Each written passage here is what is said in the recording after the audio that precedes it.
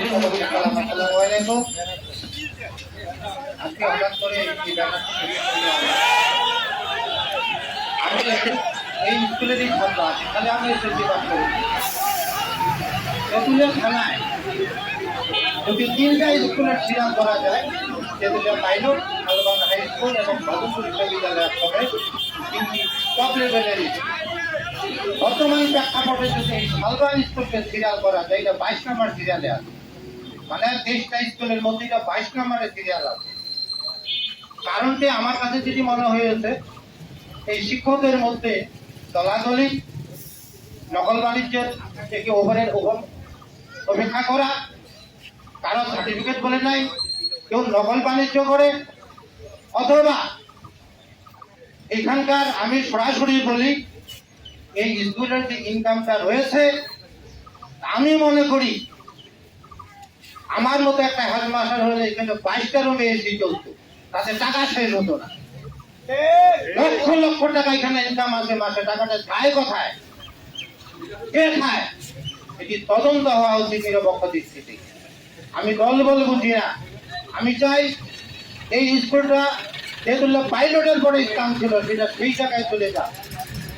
আর আমরা এই 22 নম্বর সিরিয়াল দেখতে চাই না।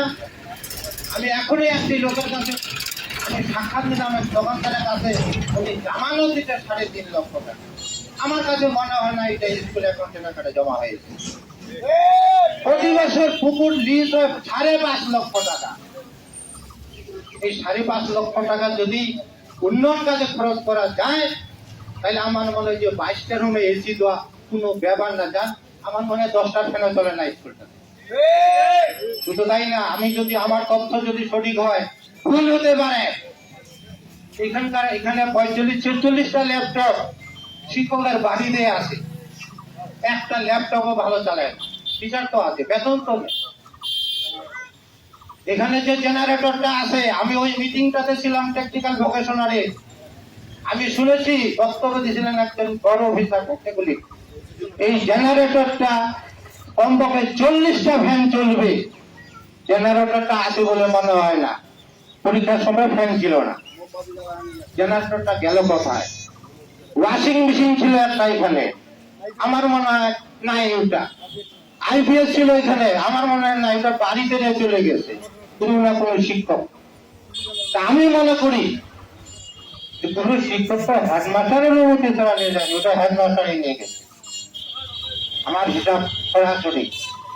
আপনার যারা সাংবাদিক এসেছেন ভাই, আপনারা বিষয়টা তুলে দেখেন, প্রশাসনকে জানান এখানকার ইনকাম সোর্সটা কোথায় যায়, কে পায় কে খায়। পাবলিক তো খায় না, গার্জিয়ান খায় না। আমরা যারা হেডমাস্টারি করি, এখন আমরা বছরে 3টা কালচার মিটিং করি। বর্তমানে আমি একটা স্কুলের হেডমাস্টার, শিশু শক্তি বিদ্যা নিকেতন, এখানে বেশ কয়েকজন সাংবাদিক আছে, তারা ওখানে যায়। এখানে 5 বছরে একটা মিটিং হয় না, গার্জিয়ান মিটিং। নিশ্চিত আমি কি ভুল বললাম? 5 বছরে গার্জিয়ান জানতেই পারে না। ভাই, আমি কিন্তু স্পষ্ট বললাম, আমি কাউকে ভয়ও করি না। 63 বছর বয়সে বাঁচলে আর বাঁচবো কয়েক বছর। কাজেই আমরা যারা স্থানীয় লোক আছি, দল বল নির্বিশেষে মতানৈক্য থাকতে পারে, কেউ আওয়ামী লীগ করবে, কেউ বিএনপি করবে, যে জাতীয় পার্টি করবে, এনসিপি করবে, স্কুলটা ভাই আমাদের। কাজেই সাংবাদিক ভাইদের আমি ধন্যবাদ জানাচ্ছি যে তারা আসেছেন। আপনারা সত্য কথাটা উদ্ঘাটন করেন, আপনারা লেখেন, তাহলে আমরা এলাকাবাসী আপনাদের প্রতি খুশি হব। পাশাপাশি একটা আমি দার্থনিক ভাষা বলতে চাই, এখানে কিছু কিছু শিক্ষক আছে, তারা 11টার সময় যায়, কেউ 12টার সময় যায়, আর 2টা বাচ্চা খুঁজে পাওয়া যায় না। আমি যেহেতু 2 বছর রিটায়ার হলো, আমি কিন্তু শালবানে থাকি। বিশেষ করে এই এমদাদুল এখানে আছে, আশাফুল আছে, এটা প্রতিদিন আমার দেখা হয়। আমি কিন্তু এইটুকুর মধ্যে ধরি, স্কুল ভাই 10টা থেকে 4টা, হেডমাস্টার যাবে 9:30 অথবা 9টা, বাইরে হবে 5টায়। আপনারাই বলেন গার্জিয়ান যারা শালবানের লোক আছে, শিক্ষক গুলো স্কুলে থাকে? কারণ এই কালাস করে না বলেই তারা এই অপরের প্রতি এই অভিযোগগুলো আনে, কাদা ছোড়াছুড়ি করে। এই জন্য কোনো গার্জিয়ান দায়ী না। এই জন্য কোনো গার্জিয়ান দায়ী না, কোনো গার্জিয়ান এটা করে না। তা আপনাদের মধ্যে যদি দুর্বল মাথায় এত আদা ছিটাছিটি করেন করো, আজকে বলতে হেডমাস্টার রিটায়ার, আমার মনে হয় 50,000 টাকা বুঝিয়ে দিয়ে যাওয়ার ক্ষমতা ওনার নাই। যে একটা স্কুল অ্যাকাউন্ট থেকে 50,000 টাকা আমার কাছে মনে হয়নি। প্রতি বছর এখানে 10 লক্ষ টাকা ইনকাম আছে স্কুলটা, তারও বেশি হতে পারে। আমার কাছে ফাঁকি দেওয়া খুব জটিল। আমি দীর্ঘ সময়, আমি 42 বছর হেডমাস্টারি করেছি ভাই। নিজের কথা নিজে বলতে হয় না। দেখে আসেন Begum Khaleda girls high school 17 বছর তো আওয়ামী লীগ পাওয়ারে ছিল, 70টা ফ্যান চলে স্কুলে। আর এখানে গণায় আসে কয়টা ফ্যান চলে? 3টা পানির পাম্প চলে ওখানে, যা দেখে আসতে পারে, এখনো চলে ভাই। আমি আমার পকেট থেকে করিনি, আমি গভর্নমেন্ট থেকে। পরিশেষে এখানে যারা আছেন সবাইকে আমি ধন্যবাদ জানাচ্ছি। আপনারা সবাই একমত হই আমাদের স্কুল, আমরা আবার এটাকে ভালো করার চেষ্টা করি, ভালো রেজাল্ট করার চেষ্টা করি। এই 22 নম্বর থেকে যেন 1-2 চলে আসে।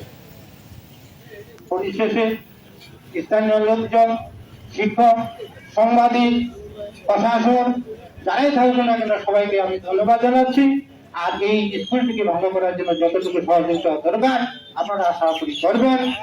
আর যে বিশেষ করে যে বিষয়টি এখানে নভেলের একটা বিষয় চলে এসেছিল, কে বা কাহারা যেই করুক না কেন, দয়া করে ভাই শিক্ষকরা এই নভেল করে ছাত্রটিকে ধ্বংস করিয়েন না। তারা 3rd ডিভিশনে যদি বাস করে, জানে বাস করো, আর কিছু বলার নেই। পরিশেষে ধন্যবাদ জানাচ্ছি স্থানীয় ব্যবসায়ী মহল, দোকানদার মহল। আসসালামু আলাইকুম, ধন্যবাদ সবাইকে।